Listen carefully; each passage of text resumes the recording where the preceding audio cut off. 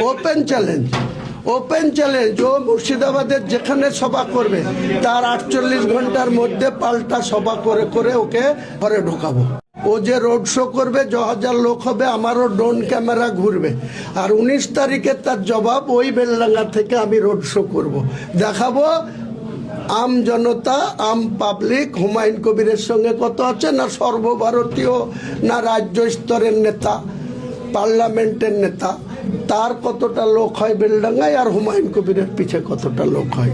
তো অভিষেক বন্দ্যোপাধ্যায়কে আমাকে নিদান দেওয়ার আগে ওনার পিসিকে বলুন যে 2026 সালের নির্বাচনে তিনি ভবানীপুর বা নন্দীগ্রাম কোথাও কন্টেস্ট করবে না, এবং যে সাদের জগন্নাথ ধাম করেছে 100 বিঘি জায়গা, সরকারি জায়গায় 400 কোটি টাকা খরচ করে আপনার আমার সকলের ট্যাক্সের টাকায়, ওইখানে গিয়ে হরিনাম করতে বলুন মমতা ব্যানার্জিকে, ওনার পিসিকে নিদান দেন। তাহলে আমি জেওপির চেয়ারম্যান পদ অন্য কাউকে তুলে দিয়ে আমিও মক্কায় যাব, হজ করে এসে বাবরি মসজিদ গঠন করে ওখানে নামাজ পড়ব।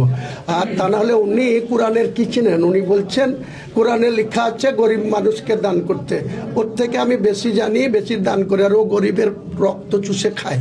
তার কথার কোনো জবাব আমার কাছে দেওয়ার নাই। ওকে মুর্শিদাবাদের তৃণমূলের সাংগঠনিক জেলা, এরপরে হুমায়ুন কবিরের খাড়ায় পড়ে তাকে বেলডাঙ্গায় রোড শো করতে আসতে হচ্ছে। 17 তারিখে বলেছিল বহরমপুরে সভা করব, সেখান থেকে নিচে নেমে এসে রোড শো।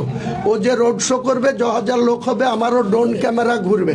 আর 19 তারিখে তার জবাব ওই বেলডাঙ্গা থেকে আমি রোড শো করব, দেখাবো আম জনতা, আম পাবলিক হুমায়ুন কবিরের সঙ্গে কত আছে, না সর্বভারতীয়, না রাজ্য স্তরের নেতা, পার্লামেন্টের নেতা, তার কতটা লোক হয় বেলডাঙ্গায়, আর হুমায়ুন কবিরের পিছে কতটা লোক হয়। জবাব ওপেন চ্যালেঞ্জ ও মুর্শিদাবাদের যেখানে সভা করবে তার 48 ঘন্টার মধ্যে পাল্টা সভা করে করে ওকে ঘরে ঢোকাবো।